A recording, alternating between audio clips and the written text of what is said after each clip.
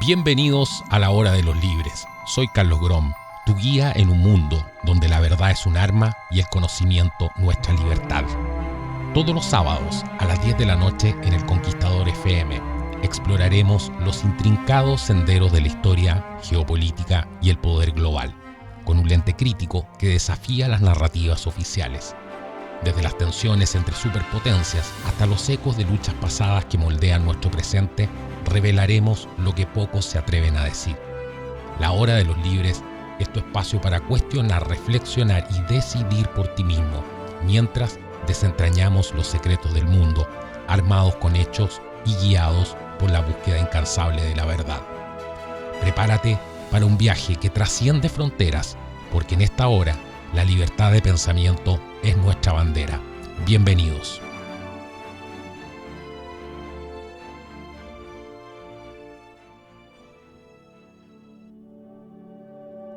Chile, fértil provincia señalada en la región antártica famosa, de remotas naciones respetada por fuerte, principal y poderosa. La gente que produce es tan granada, tan soberbia, gallarda y belicosa, que no ha sido por rey jamás regida, ni a extranjero dominio sometida. Alonso de Ercilla y Zúñiga.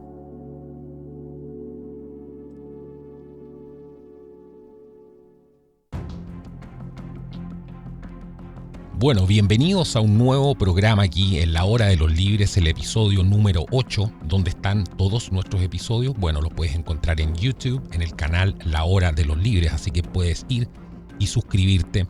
También si te perdiste alguna parte de este programa o te vas a desconectar después y quieres seguir viéndolo, bueno, entra a YouTube y nos puedes encontrar como La Hora de los Libres. Ahí están absolutamente todos los episodios para que los puedas escuchar, para que puedas comentar. Y por supuesto hoy día tengo preparado un programa realmente emocionante que tiene que ver con aventura. Vamos a meternos en una máquina del tiempo hacia el siglo XVI. Vamos a explorar, ¿cierto?, cómo fue el nacimiento de nuestro querido país Chile. Exactamente, porque ya damos inicio a el mes de la patria y en la Hora de los Libres hemos preparado este y otro programa más que tiene que ver con esto para poder tratar de encontrar, ¿cierto?, estos puntos de encuentro, como hablamos siempre. Hay tantas cosas que nos están dividiendo últimamente y cuánto hacen falta los puntos de encuentro, las cosas que nos hacen ser humanos, que nos reafirman en esos valores que compartimos como nuestra cultura, nuestras tradiciones también, cosas que son tan importantes en un mundo que está cada vez más dividido, más polarizado. Y qué mejor que rescatar la esencia, ¿no? La esencia de nuestro querido país Chile en este programa que he preparado hoy día, El Nacimiento de Chile, una saga de coraje, traición y espíritu inquebrantable. Así que no se pierdan un segundo de este programa porque estoy seguro que les va a encantar. Y como les decía, hoy día vamos a subir a una máquina del tiempo.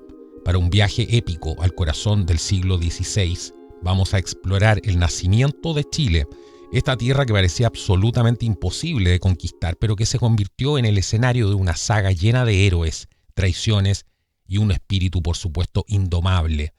Desde los desiertos abrasadores hasta las cumbres de los Andes, esta es la historia de cómo un puñado de soñadores y rebeldes, además, forjaron una nación. Así que ajusten sus audífonos, abróchense los cinturones, destapen una botella de vino o una cerveza, pónganse cómodos porque esto va a ser absolutamente una aventura inolvidable.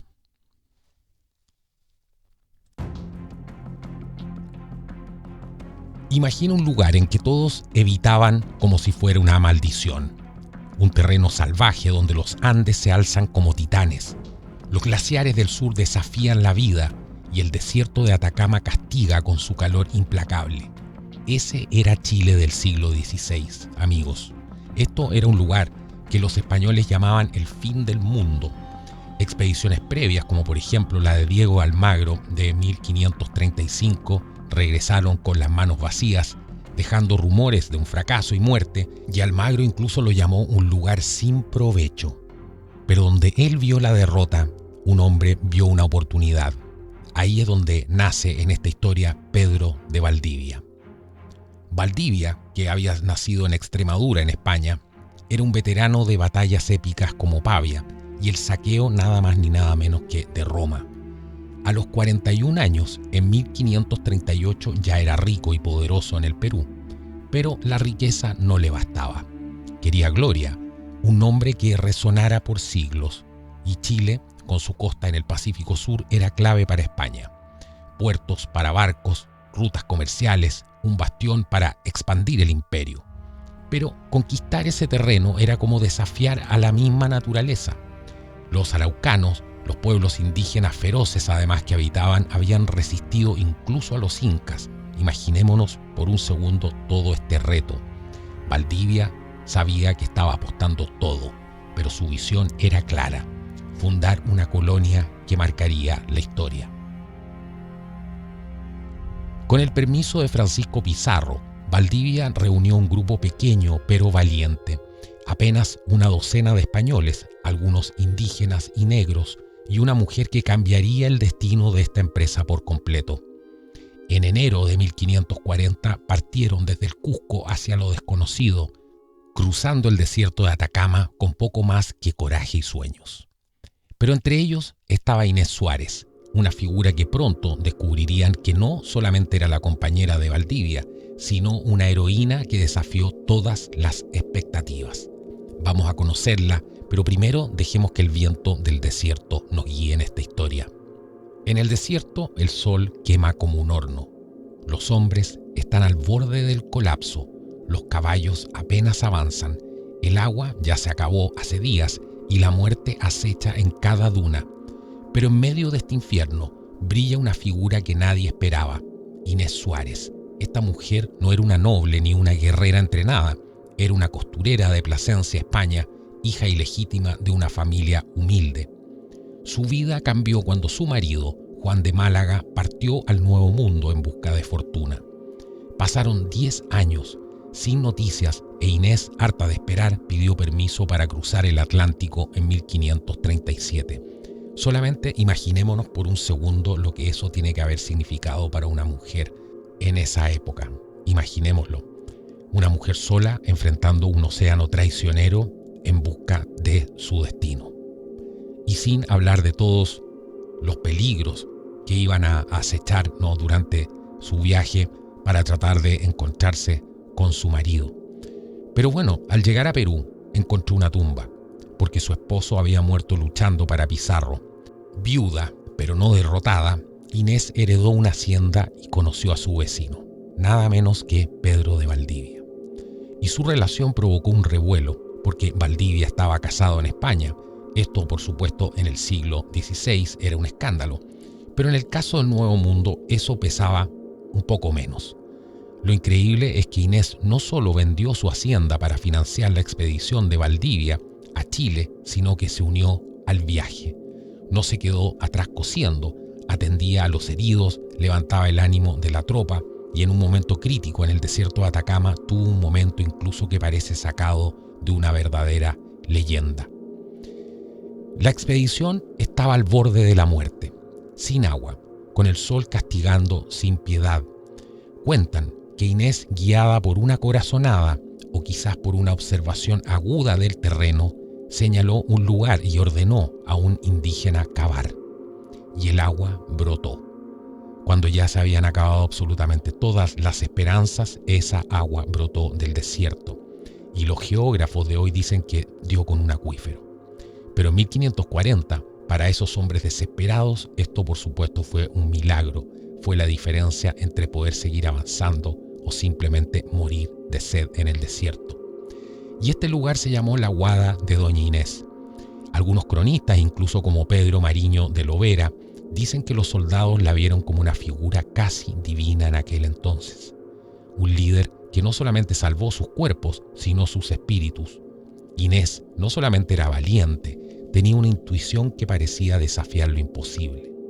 Pero su verdadero momento de gloria llegaría a Santiago, bajo un asiento que pondría a prueba su templo. El grupo de Valdivia avanzaba a través del camino del Inca, que lo llevaba a través del desierto de Atacama. En un oasis que los españoles llamaron Atacama la Chica, Valdivia estableció su primer campamento, y fue en ese lugar donde también se enteró de que estaban cerca sus viejos camaradas Francisco de Aguirre y Jerónimo de Alderete. Esta expedición de Pedro de Valdivia se estaba adentrando cada vez más profundamente en el corazón de lo que podría ser una tumba para cualquiera. Valdivia sabía que en aquel desierto, el más árido del mundo, un lugar absolutamente despiadado, él y sus hombres no podían encontrar otro destino que la muerte. Y a medida que fueron avanzando, veían restos humanos que les recordaban, por supuesto, cuál era el precio de entrar en semejante infierno. Con la hueste reforzada por los hombres de Almagro y Aguirre, el grupo sumaba ya casi 153 soldados españoles, 2 clérigos, Inés Suárez y alrededor de 1000 indios y negros. Pero incluso con esa fuerza considerable, el desierto no daba ninguna tregua. Para evitar quedarse sin agua, Valdivia decidió dividir su compañía en 4 grupos con la esperanza de que al darles un día de diferencia entre sí, los escasos manantiales del camino pudieran recuperarse antes de que llegara el siguiente grupo. Imaginen una marcha donde las temperaturas son absolutamente extremas, tanto de día como de noche. En el día, un calor abrasador alcanzando los 45 grados Celsius. Y por supuesto, en la noche podía descender la temperatura hasta 20 grados bajo cero. Así avanzaban, despacio, arrastrados por el peso de las herramientas y las armaduras que debían usar para abrirse paso por este terreno accidentado. Y lo que hoy sabemos que era un tesoro de minerales como cobre, sal, oro, hierro y plata, en ese momento no era más que un páramo desolador y hostil. Las semanas se convirtieron en meses y la moral de los hombres comenzaba a desplomarse. Pero Valdivia, siempre inflexible, no toleraba la cobardía, y cuando uno de sus hombres intentó desertar, ordenó que lo ahorcaran de inmediato como advertencia para los demás. Aquí estaba Inés Suárez, por supuesto, que formaba parte del grupo de vanguardia. ¿Qué hacía? Atendía a los heridos, reconfortando a los soldados, manteniendo a Valdivia al tanto del estado de ánimo de los hombres. Hacía de enfermera, y en el momento más crítico, cuando la expedición ya no tenía agua y la muerte parecía inevitable, ahí es donde Inés protagoniza este episodio que hablamos recién, según relata Mariño de Lovera, donde Inés, confiada e inquebrantable, ordena a un indio que cavara justo donde ella se encontraba y, como si fuera un milagro, brotó agua en abundancia suficiente y así pudo salvarse la expedición. Aquel lugar se llamaría desde entonces la Guada de Doña Inés y el monte que lo custodia Cerro de Doña Inés. Hoy los geógrafos afirman que Inés simplemente había dado con un acuífero subterráneo, pero en aquel momento aquello no fue un simple hallazgo, fue la salvación completa de esta expedición. El 26 de octubre de 1540, por fin los hombres de Valdivia llegaron a un río. Los agotados soldados se sumergieron en las aguas para saciarse, casi sin creer que habían sobrevivido. Hoy en día esos ríos están casi secos, pero en aquel entonces eran la salvación para un grupo de hombres que había atravesado el desierto más árido del mundo.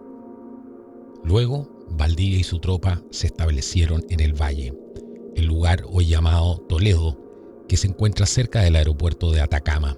Valdivia estaba exultante y había superado las peores pruebas y por fin se encontraba en las tierras que tanto ambicionaba. Era el momento de marcar el inicio aquí oficial de su conquista, y el cronista chileno Carlos María Sollago describe el momento con detalle. La tropa, vistiendo sus uniformes y con las armas relucientes, se formó para la ceremonia. Los sacerdotes entonaron el Te Deum mientras los tambores redoblaban y la artillería tronaba en celebración. Los hombres aclamaron con alegría y entonces Valdivia, espada en mano y con el pendón de Castilla en la otra, dio unos pasos marciales por el sitio. Con esta escena tomó posesión formal del valle. Y por supuesto, en nombre del rey de España, lo llamó Valle de la Posesión, porque este fue el primer territorio habitado conquistado en la campaña que se había encomendado. Todo al sur de ese valle sería la Nueva Extremadura, en honor a su tierra natal. Posteriormente a esto, la compañía continuó su marcha con un objetivo en mente: el valle del río Aconcagua. Sin embargo, este no era un territorio vacío, porque habían diversos grupos nativos en aquel entonces que lo habitaban y que estaban permanentemente en conflictos entre sí. Uno de esos grupos era liderado por el cacique Michimalonco. Ya conocía bien lo que era enfrentarse a los europeos. Y es que años antes, un español llamado Calvo de Barrientos había enseñado tácticas militares a Michimalonco. Y con ese conocimiento, el cacique había logrado imponerse sobre otros señores locales. Entonces ahora, con la fuerza de la espada y la fe en su misión, se adentraban en tierras que cambiarían por completo el curso de la historia para siempre. Michimalonco, por su parte, también estaba listo, sabía bien lo que era un español y no iba a dejar sus tierras sin pelear. Por lo tanto, lo que se avecinaba de ahora en adelante no iba a ser nada fácil. Recordemos que Pedro de Valdivia había venido a conquistar, sí, pero también a gobernar, y eso por supuesto implicaba más que solo vencer en batallas, sino que tenía que organizar políticamente el territorio. Entonces, al llegar al valle del río Mapocho, un lugar fértil y estratégico, Valdivia vio una oportunidad de asegurar su presencia en estas tierras tan inhóspitas. Es ahora diciembre de 1540 y su siguiente movimiento sería fundar una ciudad que diera estabilidad a la región. Por lo tanto, envió emisarios a los caciques cercanos. Ahora, esta tierra había estado bajo el dominio de los incas. Los españoles ahora, por supuesto, se encontraban en el extremo sur del gran camino incaico y Valdivia planeaba imponer su poder sobre la estructura que ya existía actualmente, adaptando la organización local. Por lo tanto, convocó a una asamblea con los líderes indígenas de la zona que incluía personajes muy diferentes entre sí. Algunos, como Quilcanta, habían sido gobernadores, por ejemplo, bajo el dominio inca. Otros, como el aguerrido Michimalonco, que habían resistido ferozmente a los incas, pero además había araucanos que habían sido sometidos por la fuerza y estaban divididos entre aquellos que querían seguir siendo aliados de Cusco y aquellos que buscaban liberarse de esa relación. En otras palabras, esto era un mosaico de intereses y tensiones cuando Valdivia llega. Por supuesto, nada fácil para poder establecer acuerdos duraderos y que dejaran contentas a todas las partes. Pero a pesar de todas estas complicaciones, la reunión funcionó, al menos temporalmente, y los caciques señalaron un lugar para que Valdivia estableciera su ciudad, el Cerro Huelén. Allí, en ese lugar conocido por los lugareños como la Piedra del Dolor, los incas habían construido una pequeña ciudad y realizaban sus rituales de sacrificios humanos. El cerro estaba vinculado con esta oscura tradición y este era el centro de los sacrificios de Capac Cocha, en los que se mataban niños y niñas en honor al dios Viracocha. Los cuerpos de estos niños eran enviados a Cusco, donde se momificaban y se convertían en objetos de culto llamados huacas. Así, los pueblos sometidos por el imperio inca terminaban adorando las momias de sus propios hijos, símbolos del sometimiento. Así, el 12 de febrero de 1541 nació oficialmente Santiago del Nuevo Extremo, la que sería la primera ciudad española en el actual Chile. Pedro de Gamboa, el maestro de obra de la expedición, trazó el plano de la villa con el típico diseño español: 8 cuadras de norte a sur, 10 de este a oeste y cada cuadra dividida en 4 solares. Aquí en el centro, la Plaza Mayor, que estaba rodeada por la catedral, la casa del gobernador, el cabildo y la cárcel. Y a pesar de su modestia, Santiago ya era una ciudad con todo lo necesario para empezar. Y las tensiones entre los españoles y los pueblos indígenas, por supuesto, no iban a tardar en estallar. Y el primer aviso de lo que vendría lo dieron los caciques locales. Por un lado, Quilica, el viejo gobernador inca que había sido desplazado por Valdivia, comenzaba a conspirar para recuperar su poder. Y por otro lado, el cacique Michimalonco, cuyo nombre significa algo así como cabeza ardiente, empezaba a darse cuenta de que había hecho un pésimo trato con los españoles. Ambos líderes, aunque enemigos entre sí, compartían el mismo objetivo: deshacerse de los recién llegados. Y fue en mayo de 1541 cuando la tensión explotó. Michimalonco, viendo la oportunidad de recuperar su dominio sobre el valle, decidió actuar. Sabía que si lograba unir a los pueblos que antes estaban sometidos a los incas con sus propias fuerzas picunches, los españoles estarían en serios problemas, pero Valdivia descubrió el complot antes de que se llevara a cabo. Marchó así sobre la fortaleza de Michimalonco, la tomó y capturó tanto al cacique como a varios de sus aliados, incluido aquí el cacique Quilic. Con Michimalonco prisionero, Valdivia tenía la situación ahora bajo control. El cacique no tuvo más remedio que ceder. Para obtener su libertad, reveló a Valdivia dónde se hallaban los lavaderos de oro del Marga Marga, ubicados a unos kilómetros al noroeste de Santiago, donde hoy se encuentra Viña del Mar. Pero Valdivia no era ingenuo. Sabía que las cosas podrían torcerse de nuevo en cualquier momento y que como medida preventiva tenía que hacer algo. Por lo tanto, tomó como rehenes a 7 caciques, entre ellos Quilcanta, y los llevó consigo a Santiago. Así, Valdivia se aseguraba un poco de control sobre la situación, y justo cuando parecía que todo se estaba estabilizando, llegó una noticia que sacudió a la colonia. Francisco Pizarro, el gran conquistador de Perú, había sido asesinado. Y el impacto no se sintió solo por la pérdida de un líder admirado, sino por todos los títulos y permisos que los expedicionarios y el propio Valdivia habían recibido, que dependían directamente de Pizarro. Así que con su muerte existía la posibilidad real de que todo lo logrado en Chile se desmoronara.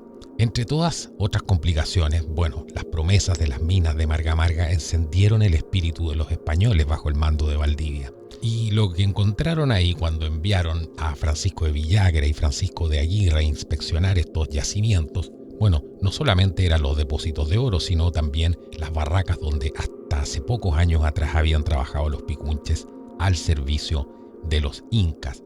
Así que el futuro parecía brillante, y para poder asegurar la extracción del oro, los españoles construyeron un puerto en el estero de Marga Marga por donde enviarían el oro en barco. Pero sin embargo, Valdivia tenía otras preocupaciones ahora, especialmente con la muerte de Francisco Pizarro. Los almagristas habían tomado el control en el Perú, y dentro de su propia expedición en Chile había antiguos partidarios de Almagro. Monroy, por ejemplo, que era el jefe del Cabildo de Santiago, le advirtió de movimientos sospechosos y rumores inquietantes entre la tropa. Así que Valdivia no podía permitirse bajar la guardia en este momento. Pero quédense atentos, porque lo que viene ahora es aún mucho más fascinante en esta historia fantástica de desafíos, de fuerza, prácticamente inhumana, ¿cierto? De fe, de coraje, de resistencia, que dieron forma a este sueño llamado Chile, que el único problema que tiene es que hay gente que no lo quiere lo suficiente. Vamos a un pequeño corte comercial y ya volvemos con esta extraordinaria historia. Aquí ya estamos de vuelta en la hora de los libres a través del Conquistador FM, viendo esta fantástica historia de cómo se creó nuestro país, Chile. Y estábamos justamente viendo que no podía bajar la guardia Pedro de Valdivia en aquel entonces, ¿cierto? Cuando descubre los yacimientos del Marga Marga, y los indígenas de la zona, liderados por el cacique Michimalonco, no estaban precisamente felices con los nuevos vecinos que tenían. Pero Michimalonco era aquí un líder absolutamente formidable, alguien que además ya había resistido a los incas antes de que llegaran los españoles. Y aquí viene un dato absolutamente sorprendente, porque Michimalonco logró prácticamente lo imposible. Unió a pueblos históricamente enfrentados como los picunches bajo una causa común: expulsar a los invasores. Pero Valdivia, astuto, se adelantó, descubrió un complot y capturó a estos 7 caciques, como vimos en el segmento anterior. Los tomó como rehenes para poder mantener a raya a los indígenas. Pero ¿crees por algún momento que esto los detuvo? Para nada. El 11 de septiembre de 1541, una marea entre 6.000 y 8.000 guerreros indígenas, liderados por Michimalonco, rodea la ciudad de Santiago. Y este, por supuesto, no era un ataque improvisado. Michimalonco había estudiado a los españoles, sabía que sus arcabuces y caballos eran letales, pero también que la noche podía neutralizarlos. Así que astuto atacó al anochecer, usando artefactos incendiarios. Sí, antorchas, flechas de fuego, que prendieron las casas de madera como si fueran yesca. El cielo se tiñó de naranja, el humo ahogaba a los defensores y los gritos de guerra resonaban desde los cerros. Los españoles, superados en número, luchaban por sus vidas. Pero aquí viene un dato absolutamente impresionante, porque Pedro de Valdivia, en este ataque de Michimalonco, no estaba en Santiago. Él tenía un plan que era justamente debilitar las alianzas que tenían los promaucaes en el sur y dejó a Santiago al mando de Alonso de Monroy con solamente 50 hombres y unos 200 yanaconas. Esto, por supuesto, junto a Inés de Suárez, mientras él marchaba al sur con el grueso de sus tropas. Entonces, el 11 de septiembre de 1541, Santiago se encontró cara a cara con una marea imparable, con una defensa debilitada, y como decíamos, entre 6.000 y 8.000 hay crónicas que hablan de más guerreros, incluso indígenas, porque hay que ser bien claro esto, hay diferentes versiones de esto.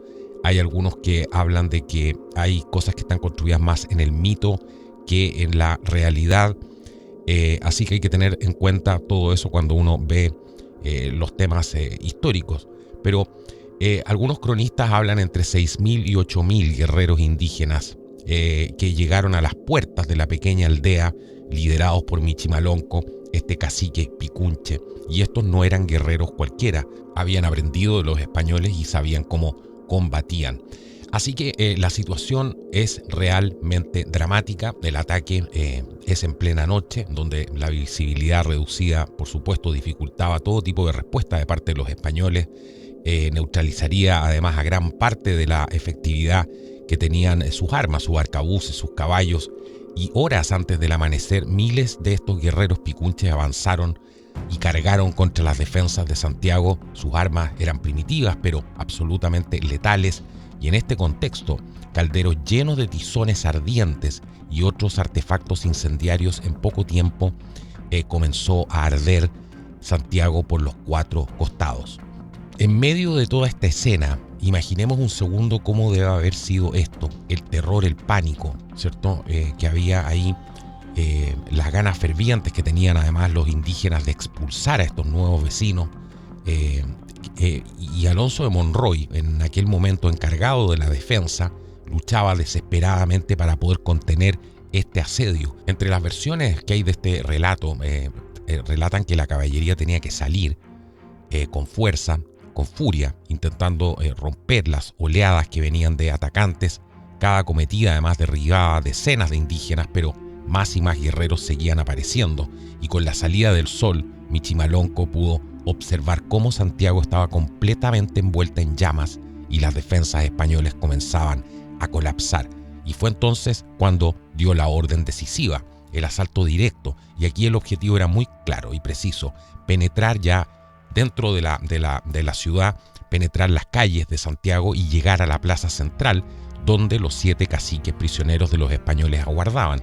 Y si lograban liberarlos, los españoles iban a perder una de sus mayores ventajas estratégicas que tenían hasta aquel entonces, y quizás su control sobre todo el territorio. Pero en este escenario apocalíptico aún queda una última esperanza para los españoles, una que nadie esperaba: la espada de Inés Suárez y la legendaria intervención del caballo de Santiago Apóstol, que muchos indígenas eran los que contaban esta historia. ¿Qué fue lo que ocurrió? La mañana del 11 de septiembre de 1541, las calles se convirtieron en un campo de batalla infernal. Los españoles, que estaban superados en número, salieron al encuentro de estos miles de guerreros picunches liderados por Michimalonco, y el combate era absolutamente feroz. Entre el caos, en la casa del gobernador, Inés Suárez vigilaba a los 7 caciques prisioneros, quienes gritaban desesperados llamando a sus rescatadores, mientras Santiago ardía y la situación parecía absolutamente fuera de control e insostenible. Aquí entra la imagen legendaria de la Virgen del Socorro, ¿no? La que Valdivia llevaba siempre consigo, incluso en su caballo, y los guerreros indígenas no cesaban con su ataque mientras Inés oraba frente a esta pequeña imagen de la Virgen del Socorro y temía por esta posibilidad de que llegaran hasta la casa del gobernador, que era cada vez más real. Y fue entonces cuando Inés tomó una decisión absolutamente drástica que quedaría marcada en la historia de Chile para siempre. Y aquí aparece la imagen del cronista Mariño de Lovera en uno de los momentos, ¿cierto?, más desesperados de esta batalla. Inés Suárez se armó con una espada, con una firmeza que pocos esperaban de ella. Ordenó a los 2 soldados que custodiaban a estos caciques, Francisco Rubio y Hernando de la Torre, que los mataran antes de que los indígenas pudieran rescatarlos. Y Hernando, paralizado por el terror, preguntó: «Señora, ¿de qué manera los tengo yo de matar?». Inés no dudó. Desenvainando su espada, ella misma les mostró cómo, decapitando uno a uno los caciques con una determinación que dejó a los soldados impactados tras la brutal ejecución. Inés dio otra orden. Los soldados deberían arrastrar a los cuerpos sin vida de los caciques hasta la plaza para que los atacantes los vieran. Su intención era muy clara: romper, por supuesto, el espíritu de los picunches, mostrando que sus líderes ya no podían ser salvados, y esta estrategia funcionó, y el objetivo principal del ataque, liberar a sus jefes, se había desvanecido por completo y ya no había a nadie a quien rescatar. Pero la lucha no terminó ahí. La noche fue larga, con los españoles defendiéndose en barricadas improvisadas, disparando arcabuces y lanzando cargas desesperadas. Al amanecer, cuando la luz reveló un Santiago en ruinas, Francisco de Aguirre lideró una carga final de caballería. Los caballos, aunque agotados, rompieron las líneas indígenas, y Michimalonco, viendo a su ejército desmoronarse, ordenó la retirada. Pero esto había sido un costo brutal, porque las casas estaban quemadas, muchas vidas perdidas, y una ciudad al borde del colapso. Inés de Suárez, la costurera de Plasencia, no solamente salvó el día, sino que se convirtió en un símbolo absoluto de resistencia dentro del comienzo de la historia y la lucha por Chile. Pero algo más ocurrió en aquella épica batalla por Santiago, algo que entra en el terreno de lo sobrenatural y que los españoles recordarían por siglos, y que está documentado por el cronista Mariño de Lovera, que relata esta historia con absoluto asombro. En medio de todo este caos de la batalla apareció un jinete más entre las filas de la caballería española. Michimalonco, desconfiado, había enviado espías buscando saber si quedaban menos de 32 jinetes que habían comenzado la batalla. Sin embargo, los espías regresaron confundidos porque habían contado a 33 jinetes, y Michimalonco pensó que sus espías debían estar embriagados y los envió de nuevo, pero cada vez que volvían el número seguía siendo el mismo: 33 caballeros. Finalmente, los informes coinciden de que había un caballero extra, algo absolutamente imposible, ya que todos sabían que no había más de 32 hombres a caballo. Incluso el propio Francisco de Villagrán también lo notó durante la batalla. O sea, esto viene de observaciones desde los indígenas y observaciones desde las filas españolas. Y fue entonces cuando muchos empezaron a creer que el misterioso jinete no era otro que el apóstol Santiago, el patrón de España, aparecido, como recordarán, para socorrer a sus compatriotas en uno de los momentos más críticos de la conquista, como ya lo había hecho en la batalla de Clavijo en el siglo IX durante la Reconquista para expulsar a los moros. La aparición de este apóstol Santiago montado en su caballo blanco inclinaría, por supuesto, la balanza a favor de los españoles. Y Michimalonco, al ver que su esfuerzo no surtía efecto y que las bajas entre sus guerreros se acumulaban, ordenó la retirada. Bien, la supervivencia de Santiago fue una victoria, pero no una paz, porque Valdivia, con su visión de conquista, siguió avanzando hacia el sur, mucho más allá del Biobío, donde reinaban los araucanos, y aquí aparece un nuevo protagonista, uno que cambiaría el juego para siempre, que era la figura de Lautaro, este joven araucano capturado por Valdivia en una escaramuza y parecía un simple prisionero, pero este inteligente joven, en aquella época un adolescente, tenía una mente brillante. Como paje de Valdivia tuvo un asiento en primera fila para poder estudiar a los españoles, observó cómo movían sus caballos, cómo cargaban sus arcabuces, cómo se organizaban en el campo de batalla y, lo más importante, notó sus debilidades. La caballería se agotaba tras cargas largas y los arcabuces eran lentos de recargar. Avanza la historia y un día Lautaro desaparece, ¿no? Se fumó como un fantasma en la noche, dejando a Valdivia sin sospechar que había librado a su mayor enemigo. Y Lautaro volvió con los araucanos y lo que hizo fue absolutamente revolucionario. transformó a los guerreros araucanos en una fuerza disciplinada, enseñó formaciones cerradas, inspiradas en los españoles, estrategias como las boleadoras, esas cuerdas con pesas, ¿cierto?, que podían derribar a un caballo en plena carga, pero su genio estaba en el desgaste, atacar en oleadas sin dar respiro a los españoles hasta que sus armas y caballos fueran absolutamente inútiles. En 1553, en la batalla de Tucapel, Lautaro mostró su maestría. Valdivia, confiado tras años de victorias, cayó en una emboscada. Los araucanos, liderados por Lautaro y el Toqui Caupolicán, atacaron desde los bosques usando el terreno a su favor. Y las crónicas, como por ejemplo, quien habla aquí es a Alonso de Ercilla, cuentan que Valdivia intentó resistir, pero su pequeño ejército fue superado. Capturado, su final fue absolutamente brutal. Y aquí hay varias versiones sobre este tema, pero hay algunas versiones que dicen que los araucanos lo torturaron, lo mutilaron y hasta comieron partes de su cuerpo mientras aún vivía. Esto, por supuesto, es un acto de venganza por años también de opresión y por de la manera en que también los españoles habían disciplinado, ¿cierto?, si se puede usar esa palabra, a muchos de los indios en aquella época. Pero también aquí existen otros relatos mucho más sobrios que dicen que fue ejecutado rápidamente. Miren, sea como fuere, el 25 de diciembre del año 1553, Pedro de Valdivia, el conquistador que soñó con dominar Chile, murió a los 56 años, dejando su sueño en ruinas. Ahora, aquí tenemos que ir avanzando por temas de tiempo. Está, ¿cierto?, la supervivencia de Santiago, después cuando envían a Alonso de Monroy en busca de ayuda en medio de todo esto, cómo sobrevivió la ciudad de Santiago, donde después quedó completamente arrasada, ¿cierto? Volviendo un poquito hacia atrás a la historia, quedó tan arrasada que tuvieron que montar guardias a las aves, ¿no?, a las gallinas, a los pollos, guardias militares, cuidando, ¿cierto?, a las aves para poder mantener la cadena de alimentación, ¿no? Una cosa tan básica como los huevos. O sea, estamos hablando de historias tan brutales, ¿no?, como un cronista que revela que tras esta lucha por Santiago, Aguirre descubrió con horror que no podía soltar el arma de la mano, ¿no?, porque se había quedado agarrotada en torno al asta tras horas y horas de pelea. Imagínense eso. Tuvieron que aplicarle ungüentos en la mano que solo pudo abrir después de 24 horas. Pero avancemos un poco después de qué pasó después de la muerte de Valdivia, ¿no? Esto, por supuesto, no detuvo a Lautaro y, convertido en caudillo, luego lideró a los araucanos hacia el norte, quemando ciudades como Concepción y presionando hacia Santiago. Y su estrategia era implacable, era atacar, retroceder, volver a atacar, volver a retroceder, desgastando a los españoles.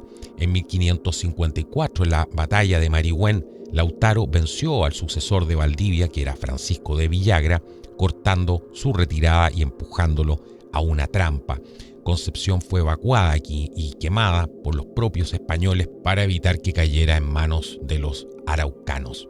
Y Lautaro, el joven que una vez sirvió a Valdivia, se había convertido ahora en el terror de los conquistadores, una estratega que usó el conocimiento del enemigo contra él mismo.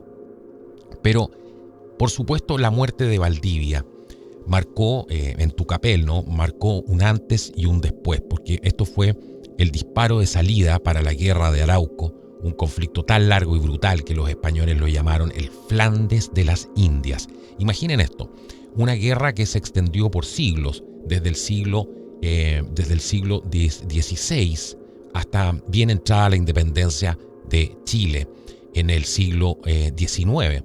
Y aquí los mapuches, con su resistencia feroz, convirtieron el sur de Chile en un campo de batalla interminable. El río Biobío se volvió una frontera de sangre, un límite que los españoles rara vez cruzaron con éxito. Lautaro, por supuesto, ahora era un caudillo indiscutible y no se conformó con victorias locales, sino que su sueño era expulsar a los españoles de Chile y puso su mirada en Santiago. Y en 1557 cruzó el Biobío con un ejército unificado, algo que nunca antes se había visto, Pero aquí viene un giro absolutamente trágico, porque los picunches, pueblos indígenas del norte, no compartían su fervor por la guerra. Algunos preferían negociar con los españoles, algunos estaban a favor de ellos. Incluso Michimalonco terminó peleando, ¿cierto? Murió aliado a los españoles después de haber combatido contra ellos, porque algunos preferían el dominio de los españoles al dominio de otras tribus. Eso es algo que hoy día no se cuenta mucho. Entonces Lautaro, furioso, decidió castigarlos, saqueó aldeas, quemó poblados, en un acto que marcó su destino. Ordenó quemar vivo a un cacique picunche frente a su hijo. Y este joven, movido por la venganza, escapó y delató el campamento de Lautaro a los españoles. Así que en abril de 1557, Francisco de Villagra atacó al amanecer. Los araucanos desprevenidos fueron masacrados y Lautaro, saliendo de su tienda en medio del caos, luchó con fiereza como un valiente, pero una lanza lo atravesó. En su mano increíblemente llevaba la espada de Pedro de Valdivia, un símbolo del destino que unía al conquistador y a su antiguo prisionero. La muerte de Lautaro fue un golpe devastador para los araucanos, pero no el fin de la resistencia. Caupolicán y otros líderes se iban a sumar y continuaron esta lucha, y la guerra de Arauco se prolongó, alimentada por la tenacidad de los araucanos y, por supuesto, la geografía implacable del sur. Así que este conflicto, por supuesto, dejó heridas profundas. Ciudades como Concepción fueron destruidas y reconstruidas varias veces. Los españoles, desesperados, enviaron muchas más tropas y recursos, pero los araucanos adaptaban sus tácticas, ¿no? Usando los bosques y los ríos como aliados. En el poema épico La Araucana, escrito por Alonso de Ercilla y Zúñiga, un soldado, ¿cierto?, que luchó por Chile y que inmortalizó esta guerra. A diferencia de otros cronistas coloniales, Ercilla no pintó a los araucanos como salvajes, sino como guerreros valientes, dignos de respeto, y su obra, que fue publicada en el año 1569, dio al mundo una visión épica, absolutamente épica y grandiosa de este conflicto, y aún hoy es un tesoro en la literatura hispana. Bueno, pero esta es una historia que no solamente dejó batallas, dejó ruinas, sino que forjó el alma de Chile, la guerra de Arauco, ¿cierto? Este choque de los mundos, la visión que trajo Valdivia, Inés, el coraje, juntos ellos, además con los indígenas que se mezclaron con ellos, crearon una cultura chilena que es un mosaico de lucha, fe, perseverancia. La Virgen del Socorro, que Valdivia llevaba consigo, aún es venerada en Santiago, en las calles de la ciudad, los nombres de sus cerros, incluso el carácter tenaz de los chilenos. Todo esto lleva las huellas de aquellos días de fuego, y tenemos muchas cosas más que nos unen de que las que nos separan, a pesar de que hay muchos que se dedican simplemente a buscar y sacar provecho de lo que nos divide. Y esta historia no solamente es el pasado, sino que vive en el corazón de cada nación que se niega a rendirse. Y mientras, por supuesto, el polvo se asentaba, muchos de los protagonistas en esta historia, Marina Ortiz de Gaete, por ejemplo, quien era la esposa de Valdivia, llegó a Chile no solamente para encontrar deudas y soledad, murió en 1592 rezando ante la Virgen de la Soledad en la iglesia de San Francisco de la Alameda, y ella refleja muy bien la historia de Chile, ¿no? La descendencia de ella. Adivinen quién desciende de ella, aunque no tuvo hijos, ¿no? Pero Bernardo Higgins, Gabriela Mistral, Pablo Neruda, Augusto Pinochet, Ricardo Lagos, Joaquín Lavín, está Benjamín Vicuña Maquena, Carlos Ibáñez del Campo, Alejandro Foxley, José Miguel Insulza, Sebastián Piñera, Marcelo Ríos, entre otros, descienden de su hermana, que era Catalina Ortiz de Gaete, Raúl Silva Enríquez, Patricio Elwin, Eduardo Frei Ruiz Tagle, Isabel Allende y Jaime Guzmán descienden de su hermano Diego Nieto Ortiz de Gaete. ¿Hay algo que ejemplifique mejor lo que somos? Es absolutamente increíble, ¿no? Aquí es donde se juntan los linajes, independientes de el rol que haya jugado cada uno de estos personajes. Pero todo es parte de Chile, ¿no? Y eso es lo que nos falta, un poco más de orgullo y entender que el único problema que tiene este país es gente que no sabe valorarlo lo suficiente y que no saben lo que tienen. Y normalmente la gente que más lo valora es la gente que vive en el campo, que está conforme, ¿no?, con lo que tiene y aprecia las pequeñas cosas de la vida, ve en los detalles, ¿no?, en los detalles y en las cosas pequeñas, puede llegar a ser feliz. Pero nuestra juventud necesita reconectarse un poco con la historia, con lo valioso y con lo que ha costado forjar esta historia, ¿no?, tanto para los pueblos indígenas, lo que significó para ellos y también lo que significó para los españoles haber llegado aquí y cuál es el aporte y que ha hecho cada uno de ellos, porque todo eso es parte de lo que somos al final. Así que bueno, esto es todo por hoy. Espero que hayan sentido esta emoción de este viaje al nacimiento de Chile, y si quieren más aventuras históricas, no se pierdan el próximo episodio de La Hora de los Libres. Síguenos en La Hora de los Libres a través de YouTube. Puedes encontrar todos los programas, todos los videos. No olvides dejarnos tus comentarios y comparte esta historia con otros amantes de la libertad. Nos vemos en el próximo viaje. Mi nombre es Carlos Grom y esto ha sido La Hora de los Libres a través del Conquistador FM. Nos vemos la próxima semana, si Dios así lo permite. Chao, chao.